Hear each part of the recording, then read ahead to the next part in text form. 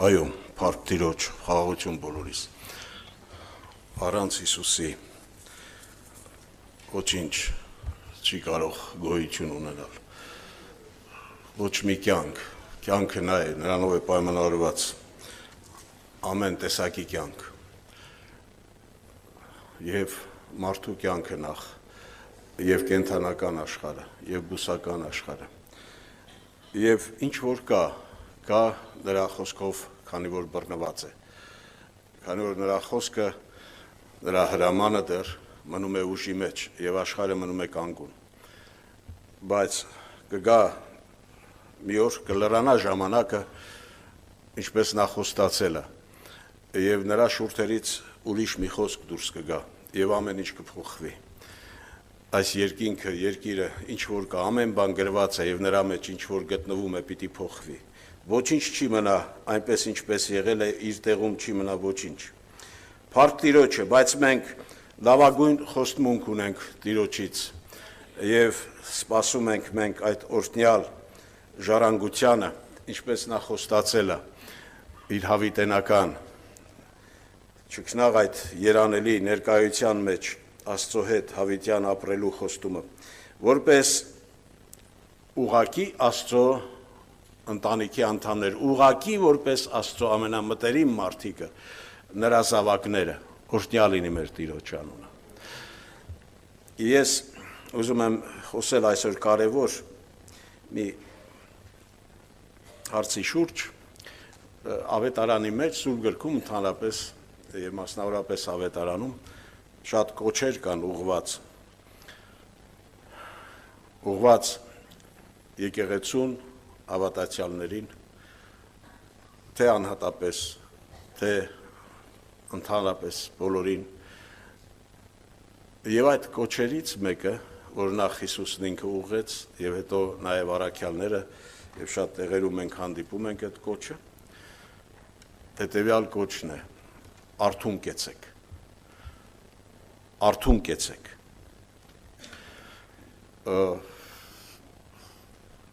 Ինչու այդ կոչը արված է այդպես Տերը նախ ինքը հետո առաքյալների միջոցով Աստծո խոսքը այդ կոչը ուղղում է բոլոր ժամանակներում բոլոր հավատացյալներին։ Արթուն մնալու կոչը, արթուն մնալու անհրաժեշտությունը։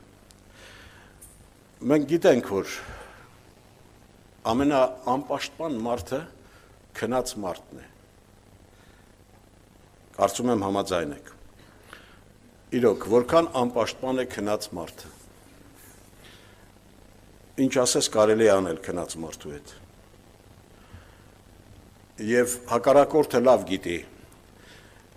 այդ ամենը։ Իհարկե նախ Աստված գիտի, բայց գիտի այդ մասին նաև թշնամին։ Եվ եթե Աստված ամեն ինչ անում է, որ մենք արթուն կենանք, եւ կոչ է ուղղում մեզ անատապես, որ մենք չզլանանք, որ մենք չթերանանք, անելու այն ամենը, ինչը որ մեզ արթուն կպահի, բայց մյուս կողմից էլ հակառակորդը թշնամին ամեն ինչ անում է, որպեսզի մենք քնենք, որպեսզի մենք քնանանք արևմտահայերենով։ Այսինքն չլինի թե մենք իրոք սթափ լինենք, զգաստ լինենք, որտեվ դրանք հականիշներ են, չէ, եւ եթե քնած, ուրեմն անսթափ, անզգաստ վիճակ, թմրած վիճակ, իսկ եթե արթուն, ուրեմն զգաստ, սթափ եւ կանգուն վիճակ։ Օրհնյալ լինի Տիրոջ անունը։ Ավետարանում Աստված մեզ իր խոսքի մեջ խոսում է ոչ միայն մեր առջև դնում է պահանջներ, ոչ միայն նա ասում է, թե մենք ինչ անենք, ավետարանը նաև մեզ ասում է, թե ինչպես անենք։ Սա շատ կարևոր է, որովհետև սա հատուկ է Աստծո խոսքին, Աստված ասելով այն մասին, թե ինչ է անհրաժեշտ անել, նա նաև խոսում է պարտադիր, բաց է անում այդ կարևոր գաղտնիքը կամ այդ խնդիրը լուծելու ճանապարհը, եղանակը կամ պայմանները, միջոցները, որոնցով մենք կարող ենք հասնել այդ ուրեմն խոստմունքի իրականացմանը կամ այդպես անելու կամ այդպես ապրելու վարվելու։ Օրհնյալ լինի Տիրոջ անունը, ես ուզում եմ մի քանի տեղեր հիշենք Սուրբ Գրքից, կապված հենց այս հարցի, այս ուրեմն կարևոր խնդրի հետ, հիշում եք նախ Մատթեոս 13:25-ում գրված է իհարկե Հիսուսը երբ առակն ասաց, այնտեղ մի համար ուղղակի ուզում եմ առանձնացնել, ու երբ մարդիկ կքնանային, իր թշնամին եկավ ծորենի մեջ, որոնց ցանեց ու գնաց։ Ինչ եղավ, ասում եմ, երբ մարդիկ քնած էին, քնում էին, քնած վիճակում էին, ով եկավ, թշնամին եկավ, եւ այդ ծորենի սերմերի մեջ ցանեց իր սերմերը, որոմ ցանեց։ Եվ սա միշտ գործող սկզբունք է, նա թշնամին սպասում է, երբ որ քնով անցնեն նրանք, ովքեր դրված են հսկելու եւ կատարելու Աստծո կամքը, նա ամեն ինչ արել է եւ անում է, որպեսզի տեղի ունենա այն ինչ որ մեզ կբերի անպաշտպան վիճակի, այսինքն քնով անցնենք, հավատացյալը քնի, եկեղեցին քնի։ Եվ եթե երբ լինում է այնպես, որ քնով են անցնում, քնում է հավատացյալը, արդյունքում թշնամին, ճիշտ դրան սպասող թշնամին անցնում է իր գործին, նա գալիս է ինչ որ բան ցանելու, նա գալիս է ինչ որ բան ներդնելու, այն եղած մաքուրի մեջ, այն եղած ճշմարիտի մեջ,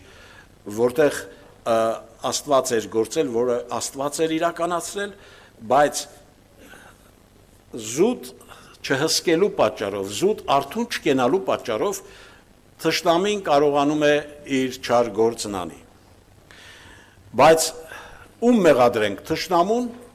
թշնամին իր գործը պարտաճանաչ անելու մեջ է եղել միշտ ու միշտ անում է։ Այդպիսի խոսք կա, չէ, ասում է դուռը փակ պահիր եւ ինչ արա, գող մի հանիր, չէ, հարևանին կամ որևէ մեկին։ Այսինքն, ինչու դուռը փակ չես պահում, ինչու դու արթուն չես, ինչու չես հսկում, որ գողը օգտվելով առիթից մտնում է եւ գողանում է, վնասում է քեզ։ Մեղավորը գողը չի, մեղավորը դու ես, որ ունես հնարավորություն արթուն մնալու, հսկելու քո ունեցվածքը, այն ինչ որ Աստված տվել է, պատվիրել է քեզ, հանձնել է քեզ կամ վստահել է քեզ, բայց դու ցավոք անհոգ գտնվելով դռներդ բաց ես թողում կամ քնում ես հոգևոր քո վիճակը հաստորեն անարթուն ես գտնվում եւ դրանից իսկույն օգտվում է թշնամին։ Նա հենց այդ ամենին ուրեմն մեծ վարպետն է, նա միշտ զբաղվել է դրանով եւ հասել է մեծ արդյունքների։ Առակաց 6:10 ասում է ով ծույլ քիչ որ քնանաս, չէ, ծույլին հատուկ է, ընդհանրապես քունը եւ ծույլությունը կարծես իրար հետ են ու ծույլերի մոտ քնելը ավելի լավ է ստացվում։ Եվ ես ուզում եմ իրոք տեսնենք կապ որոշ պատճառների մեջ, որոնք բերում են քնելու կամ այդ քնով անցնելու, հոգևոր այդ վտանգավոր քունը, որի մեջ հայտնվում է հավատացյալը կամ ինչու՞ չէ լինում է նաև ամբողջ եկեղեցին, հավատացյալների բազմությունը։ Ուրեմն քնելուց առաջ, որպես կանոն մարդը թմրում է, մարդու գիտակցությունը, միտքն է թմրում, ինչ որ թմրություն է իջնում մարդու վրա։ Միանգամից մարդը չի քնում։ Մենք մեր մարմնի քնի, մարմնավոր քնի օրինակով գիտենք, որ ինչ որ մի տեսակ թմրություն է իջնում գիտակցությանը վրա։ Եվ որից հետո արդեն գալիս է քունը։ Ինչպես է լինում, որ հոգևոր հավատացյալ մարդու վրա իջնում է այդ թմրությունը։ Ինչն է բերում գիտակցության թմրության։ մի քանի պատճառներ եկեք տեսնենք, որ իսկապես ըստ Աստծո խոսքի դրանք համապատասխանում են։ Նախ որևէ մեր մարմնի վրա, չէ, մեր մարմնի մեջ որևէ օրգան, որ թմրում է, եղել է, որ երկար, ասենք, ոտդ ոտքիդ գցած ես մնում, կամ չգիտեմ, մի ինչ-որ դիրքի մեջ ես պահում ձեռքդ, ոտքդ, ինչ-որ մաս մարմնի, մեկ էլ ուզում ես վեր կենաս, չէ, տեսնում ես թմրել է ոտքդ, անշարժության պատճառով, չէ, ըստ էության երկար ժամանակ, որ նա իր ֆունկցիան չի կատարում, մնում է մի դիրքում անշարժության մեջ, մեկ էլ տեսնում ես թմրեց։ Կարող է դա ֆիզիկական միջամտությամբ վնասվի մկանը, այդ ներվե, նյարդը, չգիտեմ, նյարդային այդ կապերը, որ կան, ներվային այդ համակարգը, որ գլխի հետ է միացած, երբ որ ֆիզիկական միջամտությամբ պատճառով, դա կարող է ինչ-որ, չգիտեմ, վնասված կամ չգիտեմ ուրիշ մի պատճառով հիվանդությամբ խզվում է կապը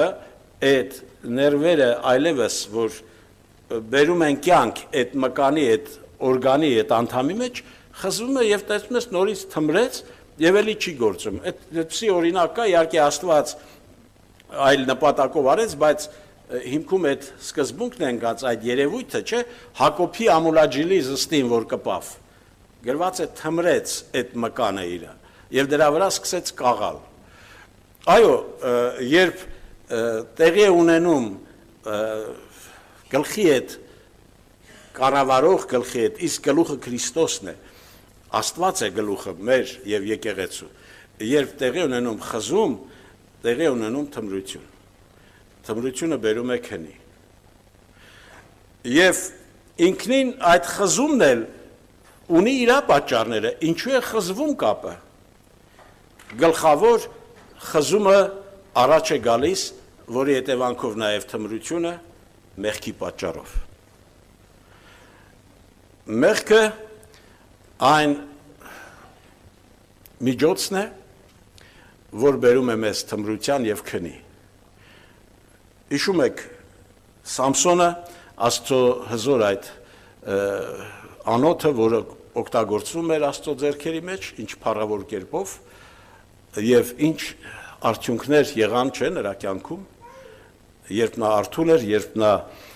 կառավարվում էր երբ նա քնած չէր երբ նա ճիշտ ընթացքի մեջ էր բայց նա գնալով կամած ինչ որ բան սկսեց չարժևորել եւ վտանգավոր մի ընթացքի մեջ մտավ որն էլ տարավ այն ցավալի արդյունքին որ մենք գիտենք վերջնական արդյունքում այդ Դալիլա անունով կնոջ ծնկների վրա գրված է քնեց նա, չէ? Դալիլան քնեցրեց, հենց այդպես էլ գրված է,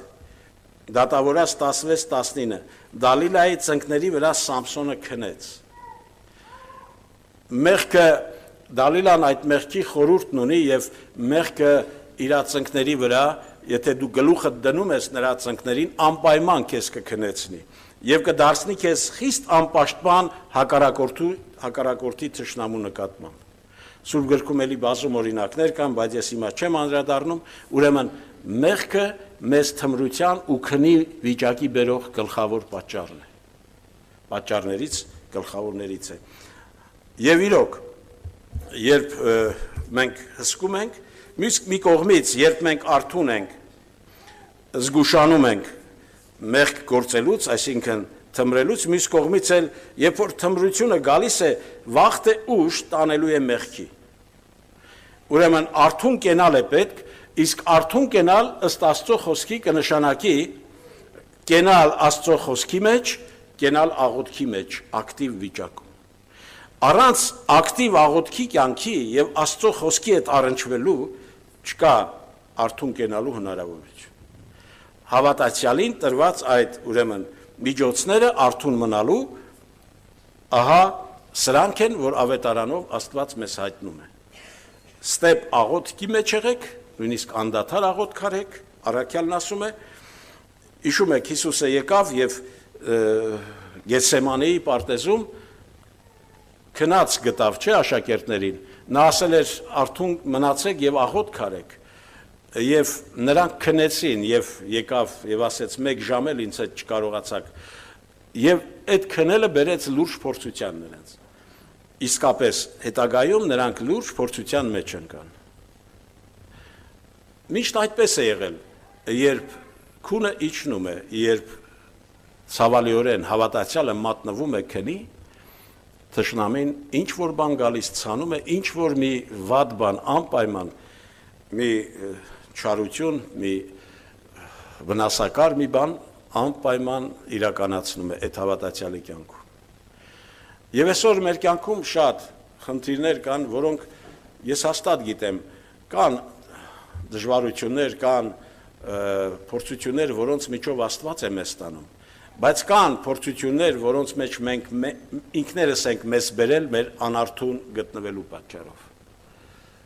Դա այդպես է։ Եվ Աստված չէ, որ դրել է մեզ շատ իրավիճակների մեջ, շատ անցանկալի իրավիճակների մեջ ինքներս ենք հայտնվել չհսկելու, արթուն չկենալու պատճառով։ Եվ հակառակորդը օգտվել է առիթից։ Բայց ինչ է պետք անել։ Արթնանալ է պետք։ Արթնացիր դու, որ կքնանաս, չէ՞, կոչը, այդպես է ասում։ Արթնացիր դու, որ կքնանաս։ Եվ Տերը քեզ լույս պիտի տա, չէ՞։ Աստված պատրաստ է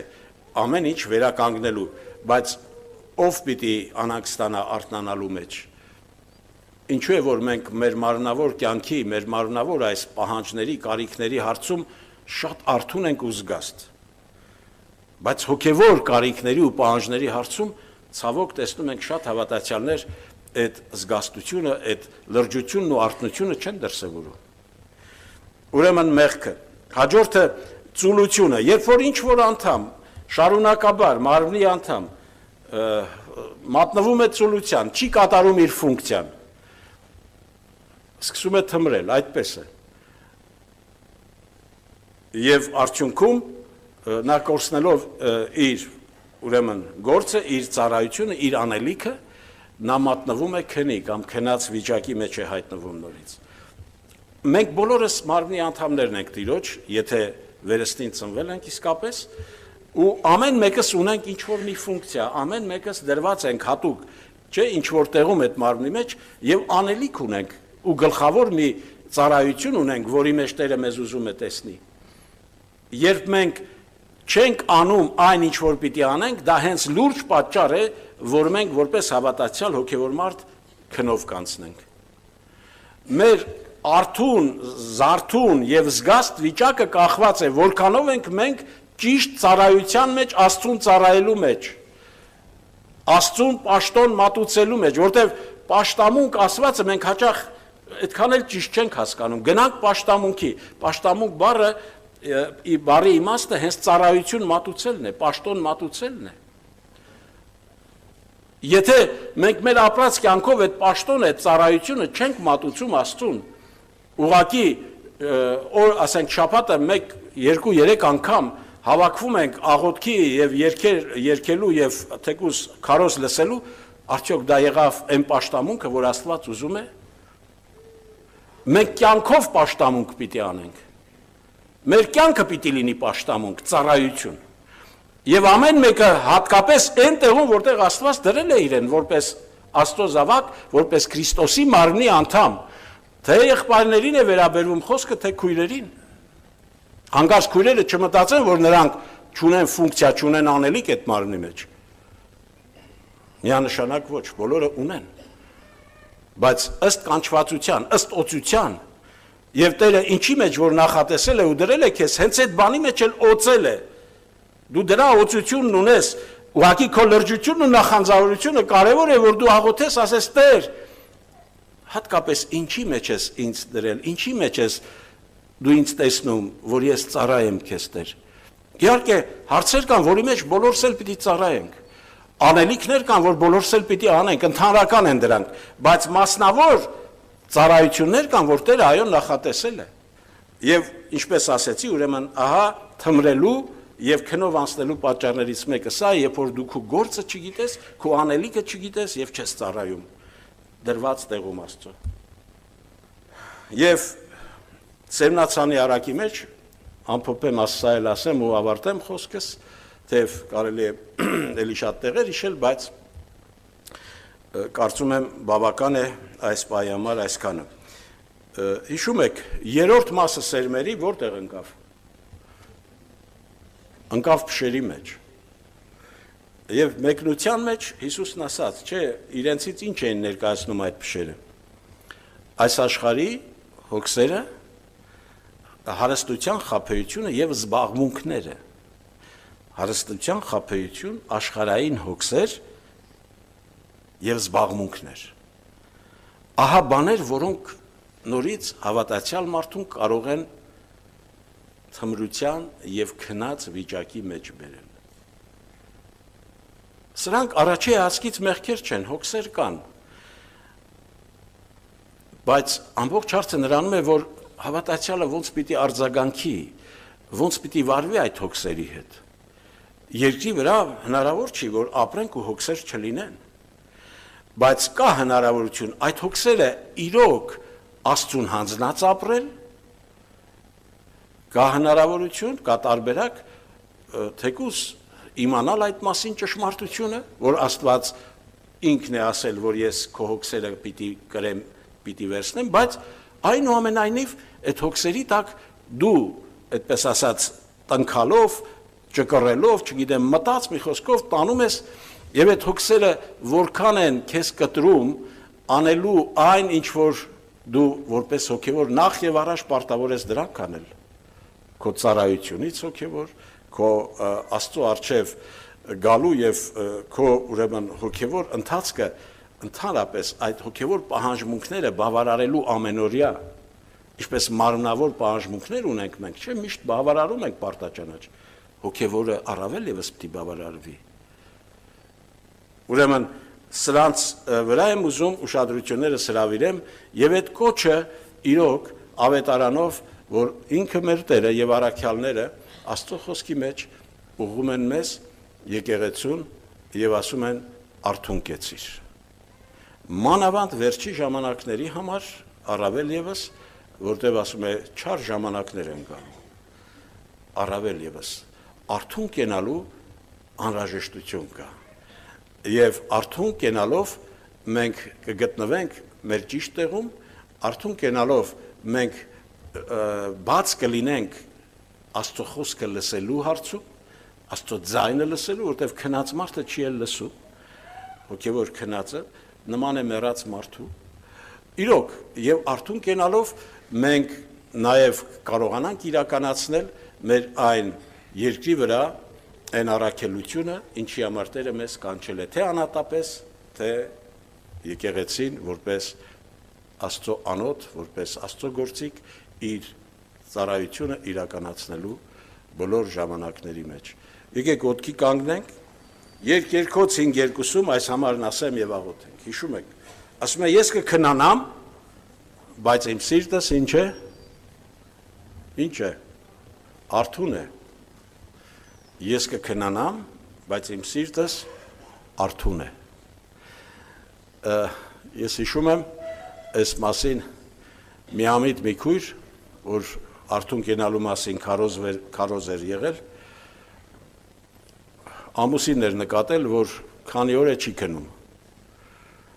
Եվ հետո տեսել էր, որ էլ չի կարողանում, չի դիանում, գլուխը դրել էր այդ մահճակալի այն 4 տեղին, որ ցավեցնի ու քունը հանգարց չտանի։ Այդքան միամիտ։ Այդ չքնելու մասին չի խոսքը։ Չէ,